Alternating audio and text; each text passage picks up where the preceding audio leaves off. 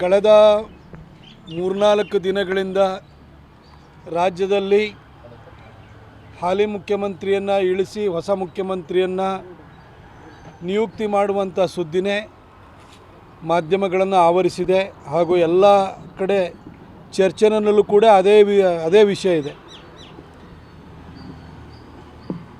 ಮುಖ್ಯಮಂತ್ರಿಯಾಗಿ ಕಳೆದ 3 ವರ್ಷಗಳಿಂದ ಇದ್ದಂತಹ ಮಾನ್ಯ ಸಿದ್ದರಾಮಯ್ಯ ಸಾಹೇಬರು ನಿನ್ನೆ ರಾಜೀನಾಮೆಯನ್ನು ಕೊಟ್ಟಿದ್ದಾರೆ. ಮಾಧ್ಯಮಗಳ ವರದಿಯಂತೆ ಇನ್ನು 1-2 ದಿನಗಳಲ್ಲಿ ಡಿ.ಕೆ. ಶಿವಕುಮಾರ್ ಅವರು ಹೊಸ ಮುಖ್ಯಮಂತ್ರಿಯಾಗಿ ಪ್ರಮಾಣ ವಚನವನ್ನು ಸ್ವೀಕರಿಸುವಂತಹ ಒಂದು ಸಂದರ್ಭ ಎದುರಾಗುವಂಥದ್ದು ಕಾಣಿಸ್ತಾ ಇದೆ.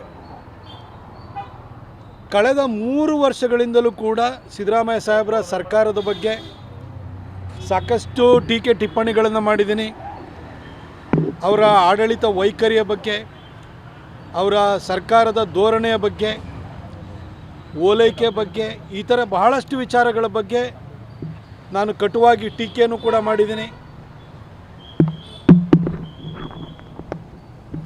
ಆದರೆ ಅವರಿವತ್ತು ರಿಸೈನ್ ಮಾಡಿ ಕುರ್ಚಿಯನ್ನು ಡಿ.ಕೆ. ಶಿವಕುಮಾರ್ ಅವರಿಗೆ ಬಿಟ್ಟುಕೊಡ್ತಾ ಇರುವಂಥ ಈ ಸಂದರ್ಭದಲ್ಲಿ ನಾನು ಖಂಡಿತ ಯಾವುದೇ ಅಬದ್ಧದ ಮಾತನಾಡಲಿಕ್ಕೆ ಹೋಗೋದಿಲ್ಲ. ಯಾಕಂದರೆ ಅವರು ಆಡಳಿತದಲ್ಲಿದ್ದಾಗ ಏನೇನು ಹೇಳಬೇಕು, ಏನೇನು ಟೀಕೆಗಳನ್ನ ಮಾಡಬೇಕು ಇವೆಲ್ಲ ಮಾಡಾಗಿದೆ.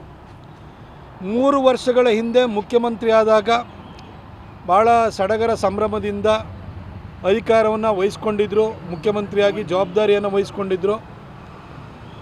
ನಿನ್ನೆ ಯಾವುದೇ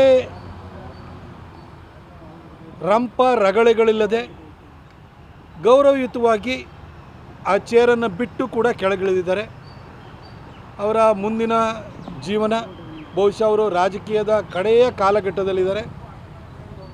ಅವರ ಜೀವನ ಚೆನ್ನಾಗಿರಲಿ ಅಂತೇಳಿ ಹೇಳಿ ನಾನು ಅವರಿಗೆ ಆಶಿಸ್ತೀನಿ, ಹಾರೈಸ್ತೀನಿ ಅನ್ನೋದು ತಪ್ಪಾಗುತ್ತೆ. ಅವ್ರು ಪ್ರಾರ್ಥಿಸ್ತೀನಿ ಅವರ ಮುಂದಿನ ಜೀವನ ಚೆನ್ನಾಗಿರಲಿ ಅಂತ. ಹಾಗೆ ಹೊಸ ಮುಖ್ಯಮಂತ್ರಿಯಾಗಿ ಮಾಧ್ಯಮಗಳ ವರದಿಯಂತೆ ಡಿ.ಕೆ. ಶಿವಕುಮಾರ್ ಅವರು ಪದಗ್ರಹಣವನ್ನು ಇನ್ನು ಕೆಲವೇ ದಿನಗಳಲ್ಲಿ ಮಾಡಲಿದ್ದಾರೆ. ಅವರು 3 ವರ್ಷದ ಹಿಂದೆ ಸಿದ್ದರಾಮಯ್ಯನವರು ಯಾವ ಸಂಭ್ರಮದಲ್ಲಿದ್ದರೋ ಇವತ್ತು ಡಿ.ಕೆ. ಶಿವಕುಮಾರ್ ಅವರು ಅದೇ ಒಂದು ಸಂಭ್ರಮ ಸಡಗರದ ಸನ್ನಿವೇಶದಲ್ಲಿದ್ದಾರೆ. ಅವರಿಗೂ ಕೂಡ ಶುಭವಾಗಲಿ, ಒಳ್ಳೆಯ ಆಡಳಿತವನ್ನು ಕೊಡಿ. ನಾವು ನಿಮ್ಮನ್ನು ಪ್ರತಿನಿತ್ಯವೂ ಕೂಡ ಟೀಕೆ ಮಾಡುವಂತಹ ಒಂದು ಸನ್ನಿವೇಶವನ್ನು, ಸಂದರ್ಭವನ್ನು ಸೃಷ್ಟಿಸ್ಕೊಳ್ಬೇಡಿ ಅಂತ ಹೇಳಿ ನಾನು ಅವರಿಗೂ ಕೂಡ ಕೇಳ್ಕೊಳ್ತೀನಿ ಮತ್ತು ಶುಭ ಹಾರೈಸ್ತೀನಿ. ಇನ್ನು ಸರಿಯಾಗಿ ಆಡಳಿತವನ್ನು ಕೊಡದೇ ಇದ್ದಾಗ, ವೈಫಲ್ಯಗಳಾದಾಗ ಆ ಸಂದರ್ಭಕ್ಕೆ ತಕ್ಕನಾಗಿ ನಾವು ಖಂಡಿತ ರಿಯಾಕ್ಟ್ ಮಾಡೇ ಮಾಡ್ತೀವಿ. ಆದರೆ ಇವತ್ತು ಅವರು ಮುಖ್ಯಮಂತ್ರಿ ಆಗಬೇಕು ಅಂತೇಳಿ ಹೇಳಿ ಎಲ್ಲ ತಯಾರಿಯನ್ನು ನಡೆಸ್ತಾ ಇರುವಂಥ ಸಂದರ್ಭದಲ್ಲಿ ನಾನು ಖಂಡಿತ ಅಬದ್ಧದ ಮಾತುಗಳನ್ನಾಡಲ್ಲ.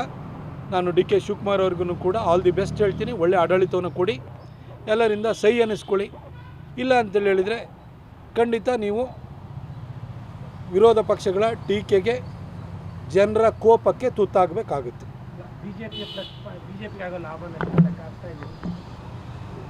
ನೋಡಿ, 2028ಕ್ಕೆ BJP ಮತ್ತು JDS ಮೈತ್ರಿಕೂಟದ ಸರ್ಕಾರವನ್ನು ತರಲಿಕ್ಕೆ ಈ ರಾಜ್ಯದ ಜನ ಆಲ್ರೆಡಿ ತೀರ್ಮಾನವನ್ನು ಮಾಡಿದ್ದಾರೆ. 3 ವರ್ಷದಿಂದ ಸಿದ್ದರಾಮಯ್ಯನವರು ಆಡಳಿತವನ್ನು ಕೊಡ್ತಾಯಿದ್ರು, ಅವ್ರನ್ನ ಆಡಳಿತವನ್ನು ನಡೆಸ್ತಾಯಿದ್ರು. ಅದ್ರ ಬಗ್ಗೆ ಜನಕ್ಕೆ ಏನು ಅಭಿಪ್ರಾಯ ಇದೆ, ಏನು ಅಭಿಪ್ರಾಯ ಇಲ್ಲ ಅನ್ನೋದು ನಿಮ್ಮ ಮಾಧ್ಯಮಗಳ ಮುಖಾಂತರವಾಗಿ ಜನಕ್ಕೂ ಮನವರಿಕೆ ಆಗಿದೆ, ಹಾಗೂ ಮಾಧ್ಯಮಗಳಿಗೂ ಅದ್ರ ಬಗ್ಗೆ ಅರಿವಿದೆ. ಅದ್ರ ಬಗ್ಗೆ ಮತ್ತೆ ಪದೇ ಅವರು ಆ ಚೇರಿಂದ ಕೆಳಗಿಳಿದಿರುವಂಥ ಸಂದರ್ಭದಲ್ಲಿ ನಾನು ಮಾತಾಡಲಿಕ್ಕೆ ಇಷ್ಟಪಡಲ್ಲ.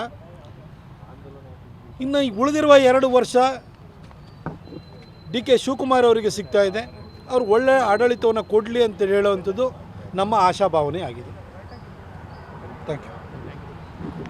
ಹೆಚ್ಚಿನ ವಿಡಿಯೋಗಳಿಗೆ ಪ್ರತಿಧ್ವನಿ ಯೂಟ್ಯೂಬ್ ಚಾನೆಲ್ ಸಬ್ಸ್ಕ್ರೈಬ್ ಮಾಡಿ, ಬೆಲ್ ಐಕಾನ್